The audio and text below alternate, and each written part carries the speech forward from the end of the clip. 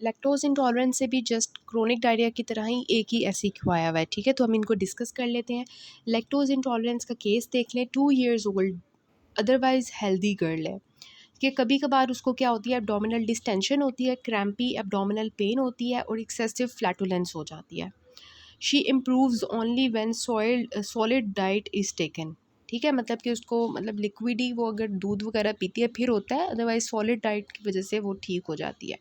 Symptoms are apparent when she drinks excessive milk, ठीक है। तो सिंपली आपको केस देखने से ही पता चल रहा है, इट मीन्स दैट उसको दूध पीने से प्रॉब्लम है, ठीक है। मिल्क इंटॉलरेंस है, लैक्टोज इंटॉलरेंस है, ठीक है।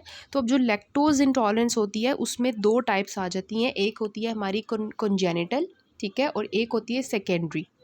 Congenital lactase deficiency means lactose को जो एंजाइम ब्रेक डाउन करता है दैट इज़ लैक्टेज। तो अगर उसकी कंजेनिटली ही डेफिशिएंसी होगी तो उसकी वजह से क्या होगा कि बच्चा जो है वो दूध हजम नहीं कर पाएगा। और ये जो हिस्ट्री होगी, ठीक है, ये आपकी जो है बच्चा जब पैदा होगा, जब दूध पीना शुरू करेगा उसके बाद ही जो है ना आपकी ये प्रॉब्लम कंप्लेंट जो है मदर आएगी, ठीक है। Activity increases in the late life and peaks from term to 3 years। तो 3 साल तक के बच्चे के अंदर अगर दूध हजम नहीं हो रहा, इट मीन्स दैट उसको कंजेनिटल लैक्टेज डेफिशिएंसी है, ठीक है। फिर आता है सेकेंडरी लैक्टोज इंटॉलरेंस।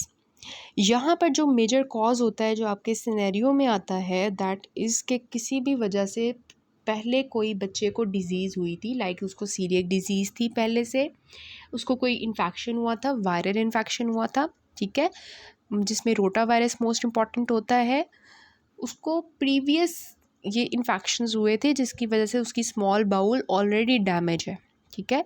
तो ये पीछे क्रोनिक डायरिया के अंदर उन्होंने लिखा हुआ है कि जब वो हमारे पिछले वाले जो स्मॉल बाउल की वॉल्स डैमेज हो जाएंगी तो उनको जो रिप्लेस टर्न ओवर करने के लिए न्यू वॉल्स आएंगी, उनके पास लैक्टेज एंजाइम नहीं होगा, ठीक है। उनके टिप्स पे जो है लैक्टेज एंजाइम होता था नॉर्मली, लेकिन अब टर्न ओवर की वजह से जो नए सेल्स आए हैं इंटेस्टाइनल सेल्स, उनके ऊपर लैक्टोज नहीं है, ठीक है, जिसकी वजह से लैक्टेज नहीं है और वो लैक्टेज जो है वो काम मतलब वो नहीं होगा, जिसकी वजह से लैक्टोज जो है वो हज़म नहीं होगा, ठीक है। तो ये हमारा जो है इस तरह से म्यूकोजल डैमेज की वजह से जो लैक्टोज इंटॉलरेंस हो जाती है, that is secondary lactose intolerance, ठीक हो गया। और अगर हम वो जो वॉल्स हैं अगर वो ठीक हो जाए तो ये लैक्टोज इंटॉलरेंस ठीक हो सकती है। लेकिन ऐसा बच्चा जो कंजेनिटल लैक्टेज डेफिशिएंसी की वजह से के अंदर है, तो उसको तो पूरी ज़िंदगी लैक्टोज जो है वो हज़म नहीं होगा क्योंकि उसके पास कंजेनिटल एब्सेंस है, ठीक हो गया। तो ये डिफरेंस होता है हमारा। अब हमारी लैक्टेज डेफिशिएंसी होती है हाइड्रोजन ब्रेथ टेस्ट से। हमने पीछे देखा था कि किस तरह से परफॉर्म करते हैं, वो वाला हम टेस्ट करवा सकते हैं। या हम लैक्टेज एक्टिविटी जो है वो हम मेजर कर सकते हैं किस तरह से, बायोप्सी करके, स्मॉल बाउल बायोप्सी। ऑब्वियसली ये वाले जो प्रोसीजर्स होते हैं स्मॉल बाउल बायोप्सी लेना, दिस इज़ इन्वेसिव प्रोसीजर, तो हम क्लिनिकल फाइंडिंग से ही पेशेंट को डील करेंगे, ठीक है। अब इसका जो डायग्नोस्टिक टेस्टिंग है वो हमें फिर मैंडेटरी नहीं होती। सिंपल डाइटरी चेंजेस जो होती हैं उनको हम सुनते हैं मदर से, मदर बताती है जो हमने ऊपर केस में भी देखा है कि abdominal distension, excessive flatulence, abdominal pain soon after the milk is taken, ठीक हो गया। अब इसमें जो हमारा ट्रीटमेंट आता है डैट इज़ इम्पॉर्टेंट कि इसका ट्रीटमेंट क्या होता है कि बच्चे को मिल्क फ्री डाइट देनी है, ठीक है। अगर हमने जो है वो उसको कोई मिल्क देना भी है तो उसको लैक्टोज फ्री फार्मूला देना है, ठीक है। और अगर जो है मतलब उनको बिल्कुल लैक्टोज फ्री कर देना है। लेकिन अगर थोड़े से बड़े बच्चे हैं तो उनके अंदर हम लो लैक्टोज मिल्क यूज़ कर सकते हैं। मतलब थोड़ा बहुत उनके पास एंजाइम होगा ना, कंजेनिटल एब्सेंस है तो बिल्कुल एंजाइम नहीं होगा, तो बिल्कुल भी लैक्टोज नहीं देना, ठीक है। और अगर हमारा थोड़े से सेकेंडरी है तो उसमें थोड़ा बहुत लैक्टेज होगा ना, जो ठीक है हेल्दी हमारे सेल्स हैं इंटेस्टाइनल, उनके पास तो लैक्टेज होगा तो थोड़ा बहुत वो लैक्टोज हजम कर सकते हैं। तो उनके अंदर मिल्क हमने देना है जिसके अंदर लो लैक्टोज होगा, ठीक है। उसके बाद आता है कि हम उनको लैक्टेज एंजाइम भी तो दे सकते हैं कि लैक्टेज एंजाइम दे दें, और लैक्टेज एंजाइम जो उनके पास नहीं है हम बाहर से दे दें जो उसको उनके लैक्टोज को ख़त्म कर दे, हज़म कर ले। इसके अलावा योगर्ट के अंदर कुछ ऐसे बैक्टीरियाज होते हैं जिनके पास लैक्टेज एंजाइम्स होते हैं, इस वजह से अब बच्चे को दही देना है, ठीक है। अब सोचा जा सकता है कि दही भी तो दूध की टाइप होती है, लेकिन दही के अंदर बैक्टीरिया होते हैं जिनके अंदर लैक्टेज होता है, ठीक है। तो इस वजह से हम वो उनको दे सकते हैं, ठीक हो गया। इसके अलावा हमारा जो है हार्ड चीज़ है उन्होंने बताया हुआ है वो भी वेल टॉलरेटेड होता है। तो इस तरह से हम ट्रीट करते हैं लैक्टोज़ फ्री डाइट से। अब सीलिएक डिजीज़ और लैक्टोज़ फ्री डाइट में मैं आपको बताया था कि ग्लूटेन फ्री डाइट देने के थोड़े हफ्तों बाद जाके फ़र्क पड़ता है, क्योंकि ऑलरेडी बॉडी के अंदर वो एंटीबॉडीज़ होती हैं जो ग्लूटेन सेंसिटिविटी की जैसे बनी होती है, तो वहाँ पे थोड़ा टाइम लगता है। लेकिन लैक्टोज़ इंटॉलरेंस के बच्चों के अंदर हम जैसे ही मिल्क चढ़वाते हैं तो वो ठीक हो जाते हैं, ठीक हो गया। सो लैक्टोज़ इंटॉलरेंस का यूक्यू डिस्कस कर लेते हैं। 6 months old previously well infant, ठीक है, पहले बिल्कुल ठीक था, developed an episode of viral gastroenteritis. तो मेजर यहाँ पे जो चीज़ आती है कि उसको जो है वायरल गैस्ट्रोइंट्राइटिस हुआ था 15 दिन पहले, ठीक है। Since then he has increase frequency of stools with perianal rash, ठीक है, उसको जो है वो डायरिया हो रहा है। He is active and afebrile, stool pH is 5 and reducing substances are positive, ठीक है। तो ये जो हमारा होता है रिड्यूसिंग सब्सटेंसेस, ये आपके क्रोनिक डायरिया के अंदर, जो ऑस्मोटिक डायरिया के अंदर लैक्टोज इंटॉलरेंस है ना, वहाँ पे लिखा हुआ है। वहाँ पे वो ये बताते हैं कि जो लैक्टोज होता है ना, ठीक है, लैक्टोज, ये एक्चुअली इसकी वजह से क्या होता है कि ये जब ब्रेक डाउन करता है, हमारे जो भी बैक्टीरिया होते हैं वो जब इसको ब्रेक डाउन करते हैं तो उसकी वजह से क्या होता है कि जो पीएच होती है स्टूल्स की वो एसिडिक हो जाती है, ठीक है, लैक्टोज लैक्टिक एसिड, ठीक है, तो वो एसिडिक पीएच हो जाती है स्टूल की, और जो रिड्यूसिंग सब्सटेंसेस इन स्टूल्स होते हैं वो पॉजिटिव होते हैं। तो ये आपकी जो है इसमें जो डायग्नोस्टिक पॉइंट है ना, ये आपका वहाँ से लिया हुआ है इन्होंने, ठीक है, acidic pH in the stool and reducing substances in the stool are positive. तो ये लैक्टोज इंटॉलरेंस का केस है। और इधर से भी पता चल रहा है कि वायरल गैस्ट्रोइंट्राइटिस के बाद हुआ, ठीक है, मीन्स दैट कि म्यूकोजल इंजरी हो गई और उसकी वजह से लैक्टेज एंजाइम जो है वो ख़राब हो गया और फिर वो अब प्रॉब्लम क्रिएट कर रहा है। तो व्हाट इज़ द डायग्नोसिस, वो आपने बता दिया कि लैक्टोज इंटॉलरेंस है, and enumerate the steps of management. तो स्टेप्स ऑफ मैनेजमेंट में आप क्या बताओगे? सबसे पहले इन्वेस्टिगेशंस करोगे, इन्वेस्टिगेशंस में क्लिनिकल फीचर्स आप डायग्नोस कर लेते हो। इसके अलावा लैक्टोज टॉलरेंस टेस्ट कर सकते हो। इसमें आप जो है वो क्या करते हो कि जितने भी मिल्क प्रोडक्ट्स होते हैं उनको आप रिमूव कर देते हो, एक दिन इंतज़ार करते हो, अगर तो सिम्टम्स ठीक हो जाते हैं it means that patient was having the lactose intolerance, ठीक है। लैक्टोज टॉलरेंस टेस्ट के बाद आप हाइड्रोजन ब्रेथ टेस्ट कर सकते हो, तो मैंने आपको बताया था, और तीसरा आप इंटेस्टाइनल बायोप्सी करवा सकते हैं to confirm the lactate deficiency, ठीक है। तो ये 3 इन्वेस्टिगेशंस के बाद मैनेजमेंट में आप ट्रीटमेंट लिखोगे। ट्रीटमेंट में क्या होगा कि लैक्टोज फ्री डाइट, ठीक है, दैट इज़ मिल्क आपने छुड़वा देना है, लैक्टोज फ्री फार्मूला मिल्क आपने दिया। इसके अलावा addition of the lactase enzymes in the prepared dairy products, ठीक है। चौथा आप क्या करोगे, कैल्शियम सप्लीमेंट्स दे दोगे, क्योंकि दूध नहीं बच्चा ले रहा तो कैल्शियम उसकी सप्लीमेंट्स आप दे सकते हो, साथ में योगर्ट आप दे सकते हो बच्चे को, ठीक है, 4 to 6 मंथ, और हार्ड चीज़ दे सकते हो ताकि उसकी दूध की जो कमी है वो पूरी हो जाए, ठीक है। So this is how you will manage the patient of lactose intolerance. इसके बाद जो ये काऊ मिल्क प्रोटीन एलर्जी है, ये आपका जो है वो इसका यूक्यू ऐसा सच नहीं आया हुआ। तो इसमें जो केस आता है वो ये होता है कि जो 3 months old baby girl with chronic diarrhoea, ठीक है, काउज़ मिल्क लेने की वजह से, जो माएँ अपने बच्चे को ब्रेस्ट फीड नहीं करवाती, काउज़ मिल्क पे लगा देती हैं, उनमें से कुछ ऐसे बच्चे होते हैं जिनको काउज़ मिल्क से एलर्जी होती है, ठीक है, वो फैमिली हिस्ट्री भी हो सकती है, काउज़ मिल्क से एलर्जी, उसकी वजह से उनको क्रोनिक डायरिया हो रहा होता है। और फिर उसकी वजह से क्या होता है कि स्टूल में जो है ब्लड एंड म्यूकस भी आ रहा होता है, ठीक है, स्वीयर होता है थोड़ा, और पेशेंट जो है वो क्या है, irritable and colicky means abdominal pain है।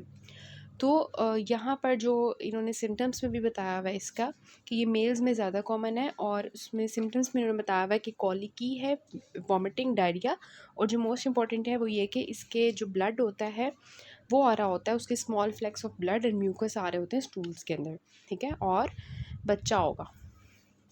ट्रीटमेंट इसका यही होता है कि जो काउज़ मिल्क एलर्जी जिससे हुई हुई है उसको काऊ मिल्क को जो है एलिमिनेट करवा दो, और जिस जिस चीज़ में काऊ मिल्क डलता है, ठीक है, कि मिल्क में, चीज़ में, बटर, घी, जिस चीज़ में मिल्क पाउडर, केज़ीन, मार्गरीन्स, इन सब में जिसमें भी काउज़ मिल्क डलता है उन सब को अवॉइड करना है, ठीक है।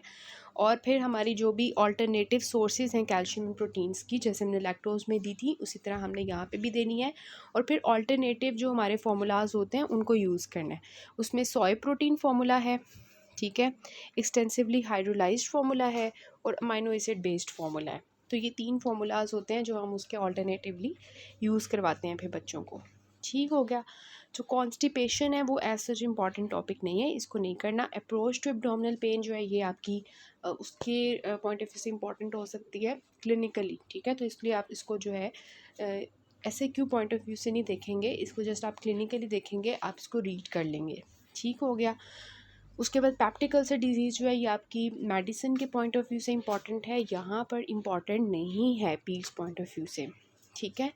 यहाँ पे जो मोस्ट इम्पॉर्टेंट पीड्स में आती है जीआईटी में से disease, that is celiac disease, ठीक है। तो सीलिएक डिज़ीज़ हम ऑलरेडी मेडिसिन में बहुत ही डिटेल्ड पढ़ चुके हैं। यहाँ पर हम सिर्फ वो चीज़ें देखेंगे जो यहाँ पे पीड्स पॉइंट ऑफ व्यू से इम्पॉर्टेंट है। अदरवाइज़ बाकी सब कुछ आप ट्रीटमेंट, इन्वेस्टिगेशंस सेम मेडिसिन वाला लिखोगे, ठीक है। यहाँ पे जो एमसीक्यू पॉइंट ऑफ व्यू से चीज़ें हैं जो ये पीच पॉइंट ऑफ व्यू से, वो मैं आपको बता देती हूँ, ठीक है। एक बहुत इंपॉर्टेंट चीज़ होती है कि राइस जो है ना उसके अंदर ग्लूटेन नहीं होता, तो इसको हम इजीली बच्चे को खिला सकते हैं, ठीक है। आगे वो मैं आपको कुछ फूड्स बताऊंगी जो बच्चे को आपने माँ को बताना है कि ये फूड्स आप बच्चे को दे सकते हैं, लेकिन ग्लूटेन जिस चीज़ में नहीं होगा वो आपने ऑब्वियसली उनको बताना है कि आपने नहीं देना, ठीक है। पैथोजेनेसिस ऑलरेडी हम मेडिसिन में डिस्कस कर चुके हैं। क्लिनिकल फीचर्स में यहाँ पे मोस्ट इंपॉर्टेंट चीज़ ये आती है, ये वाला पॉइंट, ठीक है। This is much important MCQ कि जो सीरियक डिज़ीज़ के बच्चे होते हैं वो कब प्रेजेंट करते हैं। तो 6 मंथ्स जब वो वीनिंग स्टार्ट करते हैं, उससे पहले तो मदर मिल्क ले रहे होते हैं। मदर मिल्क के दौरान उनको या तो लैक्टोज इंटॉलरेंस का केस आ सकता है क्रोनिक डायरिया में, या उनको मिल्क प्रोटीन से एलर्जी हो सकती है, ठीक हो गया, जो काउस मिल्क प्रोटीन से एलर्जी हो सकती है। अब यहाँ पर जो 6 मंथ्स के बाद और 24 मंथ्स के दौरान, ठीक है, ये जो पीरियड होगा इसमें जब मदर उसको जो है वीनिंग प्रोडक्ट स्टार्ट करवाती है, रोटी वगैरह, ठीक है, ग्लूटेन वाली डाइट स्टार्ट करवाएगी, तो तब सिम्टम्स आएंगे, ठीक हो गया। तो started at 6 to 24 months of age after mother has started weaning, ठीक है। वो डिपेंड करता है उसने वीनिंग कब स्टार्ट की। जैसे ही स्टार्ट की तो मदर ने बताया जैसे ही मैंने स्टार्ट करवाया साथ ही इसको प्रॉब्लम आना शुरू होगी, ठीक हो गया। सीरियक डिजीज़ में जो 3 चीज़ें हैं ना, अगर chronic diarrhoea, vomiting, abdominal distension और साथ में वीनिंग की हिस्ट्री के वीनिंग स्टार्ट करवाई है, इस तरह की चीज़ें जब पेशेंट के अंदर आएंगी तो आपने सबसे पहले सीरियक डिजीज़ को कंसिडर करना है और फिर उसको एक्सक्लूड करके दूसरी तरफ जाना है, ठीक हो गया। उसके बाद ये सारे इन्होंने बताया कि जीआईटी के सिम्टम्स बच्चे को आ रहे होंगे, हिमाटोलॉजिकल सिम्टम्स आ रहे होंगे, क्योंकि कुछ भी एब्जॉर्ब नहीं होगा ना, मैल एब्जॉर्प्शन ऑलरेडी हम डिस्कस कर चुके हैं मेडिसिन में। तो एनीमिया और ये सारे कैल्शियम की ना होने की, जैसे रिकेट्स, ऑस्टियोपोरोसिस के साथ बच्चे आ सकते हैं, टीथ एब्नॉर्मेलिटीज़ के साथ आ सकते हैं, मस्कुलर एट्रोफी है, ठीक है, क्योंकि एंटीमाइसिल एंटीबॉडीज़ बन रही हैं। न्यूरोलॉजिकल सिम्टम्स क्योंकि विटामिन B12 फोलेट नहीं बन रहा, ठीक है। उसके बाद आपका कैल्शियम और विटामिन मेल एब्जॉर्प्शन की वजह से उनके ओवरऑल स्ट्रेचिंग में डिफ़िकल्टी आएगी, बच्चों की ग्रोथ नहीं हो पाएगी, फेलियर टू थ्राइव होंगे। डर्मेटोलॉजिकल सिम्टम्स में जो मोस्ट इंपॉर्टेंट हमने डिस्कस किया था दैट इज़ डर्मेटाइटिस हेपेटिफॉर्मिस, ठीक है, जो आपका एमसीक्यू भी है, रेस्पिरेटरी सिम्टम्स भी हो सकते हैं। तो ओवरऑल जो है बच्चे इसके साथ आएंगे, ठीक है। डायग्नोसिस ऑलरेडी हम जो मेडिसिन में हमने किया है वही होगा, उसी के बेस पे हम डायग्नोसिस करेंगे। लेकिन यहाँ पे ये होता है कि कुछ बच्चे होते हैं जिनके अंदर IgA की जो है ना डेफिशिएंसी होती है, ठीक है। तो हमने ये जो एंटीबॉडी सीरोलॉजी करवाने से पहले हमने उनकी टोटल IgA लेवल चेक करवा लेना होता है, ठीक है, कि उनके अंदर IgA है कि नहीं। अगर IgA है ही नहीं है तो फिर वो कैसे रेज्ड हो सकते हैं, ठीक है। वो जो एंटीबॉडीज़ हमने डिस्कस की थी कैसे रेज्ड हो सकते हैं, तो इस वजह से IgA डेफिशिएंसी अगर होगी तो उन लोगों में वो रेज नहीं होंगे। तो हमने सबसे पहले टोटल IgA लेवल चेक करवाना होता है, अगर तो वो आपको नॉर्मल मिलता है फिर आप then you will go for the serology to confirm के एंटीबॉडीज़ हैं। तो उसके बाद इंटेस्टाइनल बायोप्सी भी आपको पता है इसमें हम करवाते हैं, और ये लैब फाइंडिंग्स, ठीक है। DDs आपने यहाँ से करने हैं, वहाँ पे DDs नहीं लिखे हुए थे मेडिसिन में। DDs कौन कौन से हो सकते हैं, अदर कॉज ऑफ एब्जॉर्प्शन में सारे आप इसमें ऐड कर सकते हो। ट्रॉपिकल स्प्रू हो गया, ऑटोइम्यून एंटेरोपैथी, GRDSs, ठीक है, बैक्टीरियल ओवर ग्रोथ, क्रॉहन्स डिजीज़ मतलब IBD हो सकती है, उसमें भी क्रोनिक डायरिया होता है ना, और मैल एब्जॉर्प्शन होती है, काउज मिल्क इंटेरोपैथी, सोय प्रोटीन इंटेरोपैथी और प्रोटीन एनर्जी मेलिट्रेशन, ये सारी इसमें आ जाती है, ठीक है, गैस्ट्रोइंट्राइटिस। और मैनेजमेंट जो है वो भी यहाँ पे सेम है, ठीक है, ग्लूटेन फ्री डाइट। और दूसरी क्या थी, अगर विटामिन और कैल्शियम की डेफिशिएंसी होगी तो वो प्रोवाइड कर देना है। और तीसरा, रिफ्रैक्टिव केसेस में इम्यूनोसप्रेसेंट्स जो है वो आपने सप्लाई करते हैं, बच्चे को देने हैं, ठीक है। और मदर को यहाँ पे क्योंकि बच्चा है, उसकी मदर को आपने थोड़ी सी काउंसलिंग करनी है कि आप इसको जो है ये चीज़ें नॉर्मली दे सकती हैं, vegetables, fruits, milk, eggs, proteins, ठीक है, फ्लोर ब्रेड होगी, फ़ैट होगी, राइस होगी, ये सारी चीज़ें आप दे सकती हैं मदर बेबी को।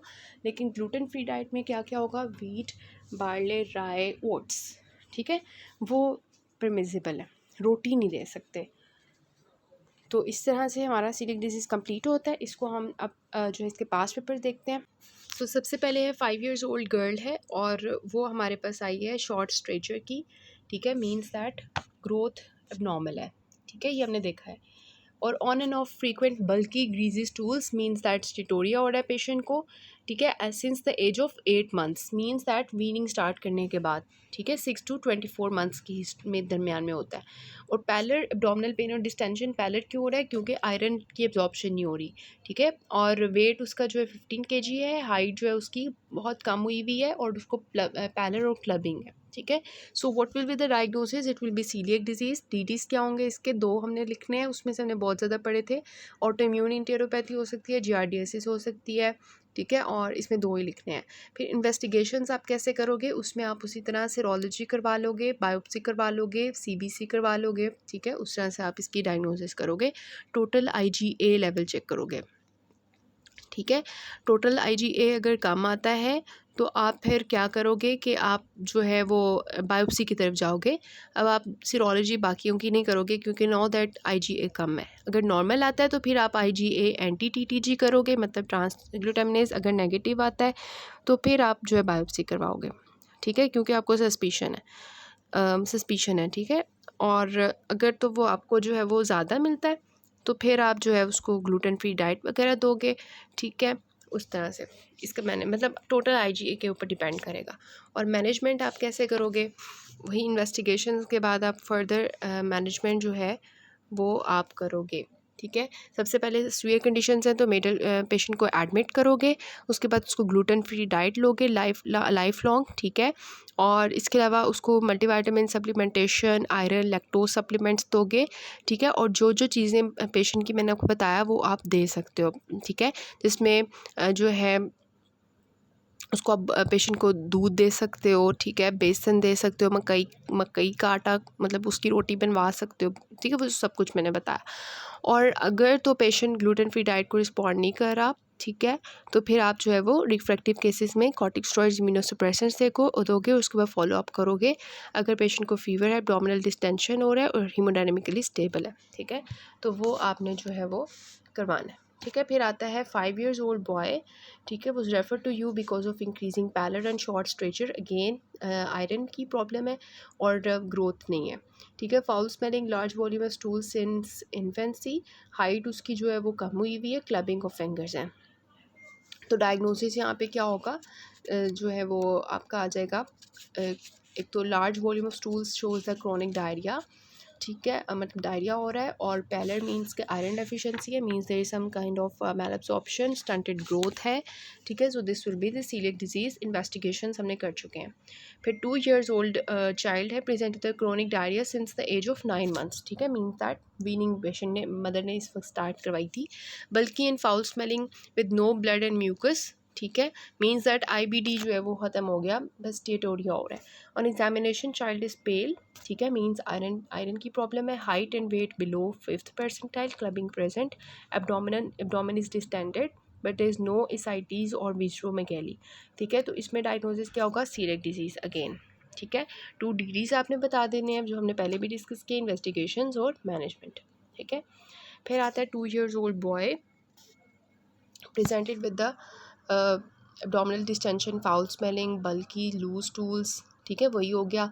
वीनिंग उसकी जो है वो 1 साल में स्टार्ट हुई थी। वेट उसका है ठीक है, कम हुआ हुआ है, बहुत कम है, 2 साल में 6.5 kg, हाइट बहुत कम है, ठीक है। और डायग्नोसिस क्या होगा, इन्वेस्टिगेशंस और मैनेजमेंट, ठीक है। फिर आता है 3 years old बॉय, इसमें भी उन्होंने डीडीज़ पूछे हुए, इन्वेस्टिगेशंस आप क्या करोगे और डिग्री ऑफ मैलन्यूट्रिशन, ठीक है। मैलन्यूट्रिशन की जो डिग्री है ये हम मैलन्यूट्रिशन के साथ करेंगे। तो इसमें थोड़ा सा ये है कि स्टार्ट तो मतलब वीनिंग के स्टार्ट हुआ था ना, वो स्टूल्स वगैरह, ठीक है। और बाकी उसको पे लुकिंग है, प्रोट्यूबरेंट एब्डोमेन है और क्लबिंग है और वेट वगैरह। तो डीडीज़ में आप इसके रखोगे ट्रॉपिकल स्प्रू, जिसके लिए आप बायोप्सी कराओगे तो आपको कंफर्म होगा। विपल डिजीज़ हो सकती है जिसमें आप जो है ट्रोफिनोमा, जो टोफरेमा विपिलाई पॉजिटिव पीसीआर करवाओगे। जोलिंगर एलिसन रख सकते हो, उसमें आप गैस्ट्रिन लेवल्स करवा लोगे। लैक्टोज इंटॉलरेंस रख सकते हो, उसमें आप जो है वो स्टूल को चेक करोगे रिड्यूसिंग सब्सटेंसेस के लिए, ठीक है। और एसिडिटी के लिए पीएच चेक करोगे, ठीक है। और सीलिएक डिजीज़ के लिए हम बायोप्सी वगैरह करवाएंगे। ये वाला भी वही सारा है 6th वाला, इसमें भी डीडीज़ लिखने हैं, इन्वेस्टिगेशंस और ट्रीटमेंट, ठीक है। और 7th वाला भी जो है सेम है, 2 years old गर्ल, ठीक है। इसमें भी आपने डायग्नोसिस लिखना है, कंफर्मेशन, इन्वेस्टिगेशंस और मैनेजमेंट, मीन सारे इसमें वही हैं जो ऑलरेडी हमने डिस्कस कर लिए हैं, ठीक है। ये जो क्रोनिक डायरिया वाला है ना, इसमें भी आप 10 years old बॉय है ना, तो इसमें भी आप सीलिएक डिजीज़ को सबसे ऊपर रखोगे, फिर आईबीडी रखोगे, फिर गैस्ट्रोएंटेराइटिस रखोगे। और इन्वेस्टिगेशंस जो हैं वो हम डिटेल में कर चुके हैं जो क्रोनिक डायरिया की थी, ठीक है। तो उनकी बेसिस पे हम सीलिएक डिजीज़ को रूल आउट कर लेंगे और वगैरह वगैरह, ठीक हो गया। So this is all about the GIT related topics जो हमारे पीट्स में हैं। अब जो लिवर का पार्ट है ना, वो हम जैसे ही जीआईटी मेडिसिन करते हैं तो उसके साथ करेंगे, और जो एक्यूट पैंक्रेटाइटिस है वो भी हम जैसे ही मेडिसिन के साथ ही जो है ना पीट्स का कर लेंगे, ताकि वो भी टॉपिक्स हमारे जो हैं वो कवर हो जाए। सो this is all about it.